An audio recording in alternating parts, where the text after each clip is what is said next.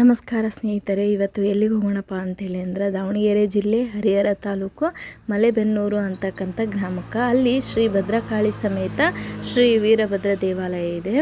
ವೀರಭದ್ರ ಸ್ವಾಮಿ ಅಂಥೇಳಿ ಅಂದ್ರೆ ಶಿವನ ಕ್ರೋಧಾವತಾರ ಅಂಥೇಳಿ ಪುರಾಣದೊಳಗೆ ಹೇಳುತ್ತಾರೆ. ದಕ್ಷ ಯಜ್ಞದ ಘಟನೆಯ ನಂತರ ಶಿವನ ಜಟೆಯಿಂದ ವೀರಭದ್ರ ಸ್ವಾಮಿ ಹುಟ್ಟಿದ ಅಂಥೇಳಿ ಕಥೆ ಐತಿ. ಅದಕ್ಕೆ ವೀರಭದ್ರ ದೇವಾಲಯದಲ್ಲಿ ಶಕ್ತಿ ದೇವಿ ಕೂಡ ಇರುತ್ತಾಳೆ. ಈ ದೇವಾಲಯದ ಇನ್ನೊಂದು ವಿಶೇಷತೆ ಏನಪ್ಪ ಅಂಥೇಳಿ ಅಂದ್ರೆ, ಈ ದೇವಾಲಯಕ್ಕೆ ಯಾವುದೇ ರೀತಿ ಗೌರ್ಮೆಂಟಿಂದ ಧನ ಸಹಾಯ ಆಗಿರ್ಬೋದು ಇನ್ಯಾವುದೂ ಇಲ್ಲ.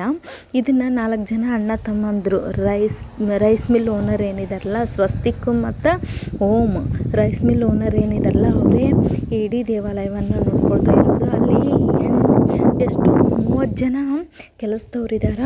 ಅವರೆಲ್ಲರಿಗೂ 8,000ದಿಂದ ಹಿಡಿದು 30,000ದವರೆಗೂ ಅವ್ರವ್ರ ಕೆಲಸಕ್ಕೆ ತಕ್ಕಂಗೆ ಅಮೌಂಟ್ ಐತಿ.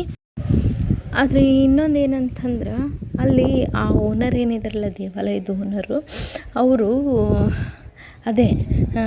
ಬೆಳಗ್ಗೆ 8:30-9 ಗಂಟೆಯಿಂದ ಪ್ರಸಾದ ಹಿಡಿದು ರಾತ್ರಿ 9 ಗಂಟೆವರೆಗೂ ಕಂಟಿನ್ಯೂ ಆಗಿದ್ದೇ ಇರ್ತೈತಿ. ಆಮೇಲೆ ಸಂಜೆ ಮುಂದೆ ಏನಿರ್ತೈತಿ, ಟೀ ಕಾಫಿ ವ್ಯವಸ್ಥೆ ಕೂಡ ಇರ್ತೈತಿ. ಇಲ್ಲಿ ನೋಡ್ರಿ, ಮಕ್ಳು ಎಷ್ಟು ಚಂದ ಮಾತಾಡಕತ್ತಾರೆ. ಏನಂತ, ಏನ ನಿನ್ನ ಬಣ್ಣ, ಅಯ್ಯ ಬಂಗಾರಿ, ಎಲ್ಲಿದ್ದೆ ಎಷ್ಟು ದಿನ ಅಂಥೇಳಿ ಅವರವರೇ ಮಾತಾಡ್ಕೊಳಕತ್ತಾರೆ. ಅದಕ್ಕೆ ಅಲ್ರಿ, ಮಕ್ಕಳನ್ನೂ ಕೂಡ ದೇವ್ರಿಗೆ ಹೋಲಿಸ್ತೀವಿ ನಾವು. ಏನು ಹೇಳ್ತಿದ್ನಲ್ರಿ, ಬೆಳಿಗ್ಗೆ 9 ಗಂಟೆಗೆ ಹಂಗೆ ಯಾರಾದರೂ ಒಬ್ಬರು ಪ್ರಸಾದ ತೊಗೊಂಡು ಆದಮೇಲೆ ಇವರು ಕೂಡ ಓನರ್ ಏನಿದಾರಲ್ಲ ಅವರು ಕೂಡ ಹೋಗಿ ಊಟ ಮಾಡೋದು. ಆಮೇಲೆ ಗುಡಿ ಬಗ್ಗೆ ಹೇಳ್ಬೇಕಂತಂದ್ರೆ ನೋಡ್ರಿ, ಗಣೇಶ ಎಷ್ಟು ಚಂದ ಕಾಣಕತ್ತಾನ. ಗುಡಿ ಹೊಸದು, ಆಮೇಲೆ ನಾಗಕುಲ ಐತಿ, ಆಮೇಲೆ ಕಾಲಭೈರವ ಐತಿ. ಗುಡಿ ಮಾತ್ರ ಭಾರಿ ಮಸ್ತ್ ಐತ್ರಿ. ಅಷ್ಟೇ ನೀಟ್ ಇಟ್ಟಿದ್ದಾರೆ. ಏನು ಅಲ್ಲಿ ಗಾರ್ಡನ್ ಆಗಿರ್ಬೋದು, ಎಲ್ಲ ಆಗಿರ್ಬೋದು, ಭಾರಿ ಅಂದ್ರೆ ಭಾರಿ ನೀಟ್ ಐತಿ. ನಾವಂತೂ ಮಸ್ತ್ ಎಂಜಾಯ್ ಮಾಡಿದ್ವಿ. ನೀವೇನಾದರೂ ದಾವಣಗೆರೆ ಸುತ್ತಮುತ್ತ ಇದ್ರಿ ಅಂತ ಅಂದ್ರೆ ಒಂದು ಸರಿ ಹೋಗಿ ವಿಸಿಟ್ ಮಾಡಿರಿ. ಯಾಕಂದ್ರೆ ನಿಮಗೂ ಭಾರಿ ಖುಷಿ ಆಗ್ತೈತಿ. ನಾವು ಭಾರಿ ಎಂಜಾಯ್ ಮಾಡಿದ್ವಿ.